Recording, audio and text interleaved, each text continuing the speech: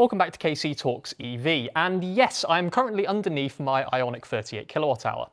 About 6 months ago when I did the 1-year update video, I mentioned I was going to do a video on how to renew the gear reduction oil inside your Ioniq 38 kilowatt hour, and here we are. For obvious reasons, I cannot be held responsible for anything that you do to your Ioniq.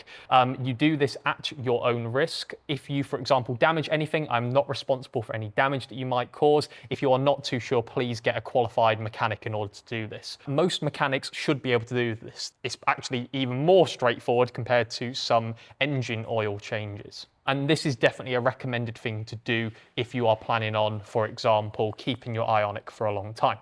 So, without further ado, let's get started.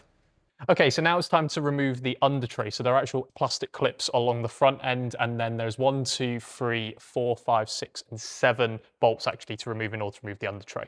So again, you've got the bolt holes, which are 1, 2, 3. This is towards the rear of the car.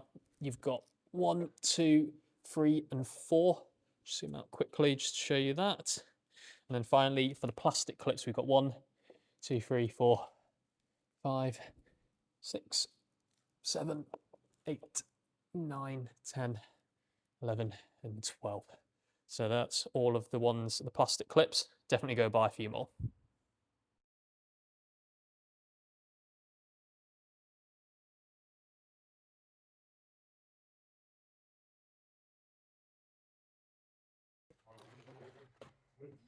Just make sure whatever you do, double check the heat on this. It's definitely not going to be anywhere near as hot as, let's say, an engine, for example, but just keep in mind it will be a little bit warm to the touch at least. So it's a 24mm, assuming it hasn't been done, so there's no magnetic drain plug in it. So always undo the fill port first, because if you can't undo the drain port, you've got a lot of problems. And I have got an oil catch pan underneath just to make sure anything extra comes out and not onto me.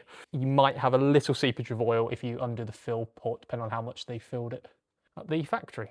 That's not too bad at all. Right, make sure you don't lose this either. And there we go. And oh dear, it's a very dark oil, put it that way. So total oil amount is just over a litre, which is really annoying because when you buy it in litre bottles. So while we're here, I thought I'd just show you quickly what I'm actually replacing it with. So I'm replacing it with Liqui Moly Top Tech MTF 5300. The key bit is actually the viscosity or the weight of the oil. So it actually specifies, I believe, 70 to 75 weight in the spec sheet. But super cold climates might want to err on the side of the 70 weight, as long as it says API GL4. But I'll leave a link in the description if you'd like to purchase this. Yes, you will need technically 2 according to the spec sheet. So I've had to buy a completely fresh 1 litre bottle on top of that as well. Okay, so just to kind of show you the key difference in the oil. So this here is actually the new Liqui Moly oil, but this one here is the one that got taken out of the car. I've put a neodymium magnet on here, and if I just sort of swish it around the oil, you can tell there's not any metal pieces on it, which is really good. Nothing at all, really. It might just be the shimmer or something, but given the state of the oil, it's definitely a good idea that we have replaced it. You definitely want one of these. This is a magnetic drain plug. Now, annoyingly, on some of the videos, they actually recommend something called the Votech DP007, and that is a M18 thread pitch as well, I think 1.5mm. Couldn't find a UK distributor anymore who will sell you these. And the other thing is they were very expensive when I was looking. They were about £50, I think. And the gold plugs, however, seem to be a lot cheaper. And this one here, so the AP05S, fits the Ioniq 38 kilowatt hour, no problem at all. Also, just to kind of show you the size comparison, because it wasn't quite clear, the actual bolt itself is ever so slightly smaller. Which is a good thing, so it won't foul anything inside the gearbox, which is obviously a benefit. The only other thing is that you will need a slightly bigger head for your torque wrench in order to actually fit this, because it's ever so slightly bigger than the 24mm drain plug. Another key bit is always hand tighten it first to make sure it feels very smooth going in, making sure the thread pitch is correct as well as there's nothing with resistance, and then torque it down to the correct specification.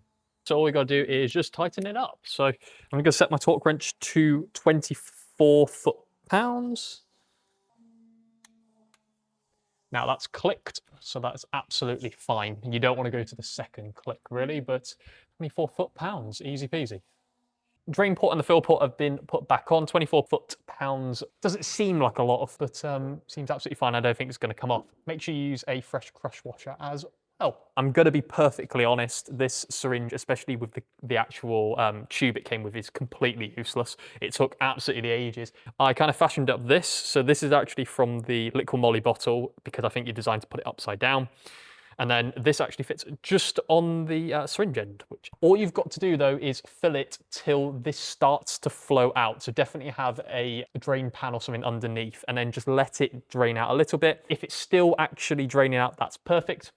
Okay, so, well, what more can I say? That's really it from this. The only thing I would say is that absolutely, yes, you will need a few more plastic clips. I'll leave a link in the description if you want to buy some. There was, I think, about 4 missing on the car when I undid it, so I've actually improved it a little bit, which is quite nice, and it's actually on properly. I've also just made sure that the bolts were snug, but not ridiculously snug, because it took me about 5 minutes to get one bolt off. I thought it was a bit rusty, but it turns out it's just tightened extremely well. Which is a bit odd because the last time that someone's been underneath this car, I think, is I think about a year ago. So when they were replacing everything underneath.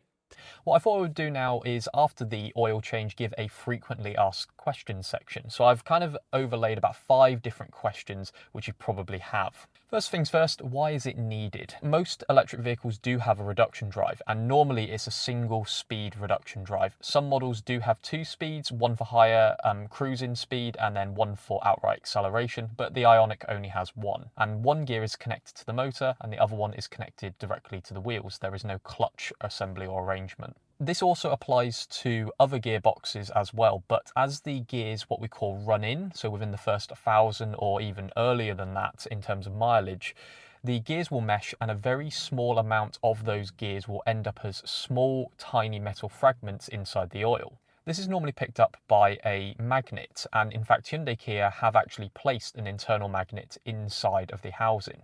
There are 2 problems with this. First of all, the magnet itself isn't particularly that strong, and in fact, over time, as the oil goes around the gearbox and lubricates the gears as well as the bearings, small fragments actually come off the magnet and straight back into the oil. The second problem is that the housing itself does not hold the magnet. It is allowed to rattle inside a little bit. As a result, instead of the oil lubricating the gears and the bearings, it becomes more of a grinding paste and it damages the bearings over time. But obviously a prevention is better than a cure, and changing the oil out is a fairly straightforward procedure.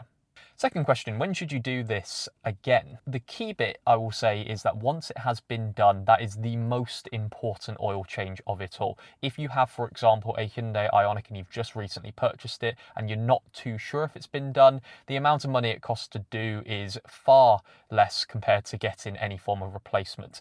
Now, some people recommend as early as 20 or 30,000 miles. In my honest opinion, that is a little bit much. The oil is not exposed to really heavy contaminants, unlike an engine oil, and also not exposed to the temperature changes. I would say if I had to put a number on it, I will likely do it between 40 and 50,000 miles again, but there'll be a lot less buildup and a lot less fragments in there. Remember that a lot of those fragments come from the initial break-in period.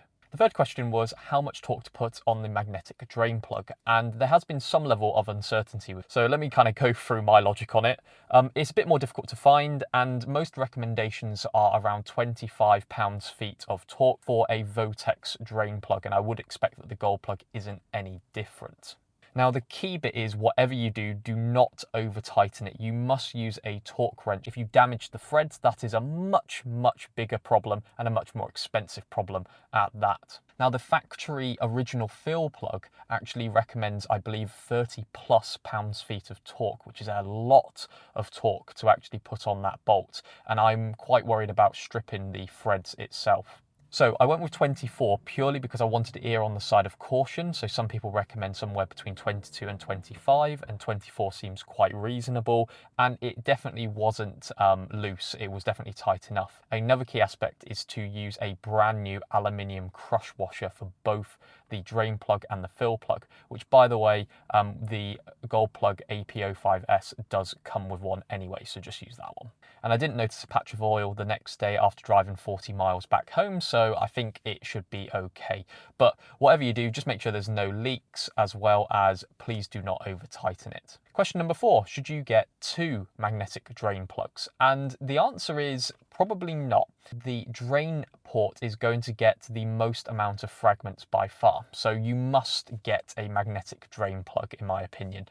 It will take up a lot of those fragments and hold them there a lot more strongly compared to the original magnet inside the housing. Whether or not to get 2 though is completely up to you. The Votex DP007 that I found was very expensive when it was available, and as far as I'm aware, very difficult to find in the UK. The Gold Plug AP05S, which is M18 as well as a 1.5mm thread pitch, was about £20 to £25. I went with just one because the fill port doesn't really get a lot of oil splashing on top of it as far as I'm aware, and it's not submerged inside that oil either.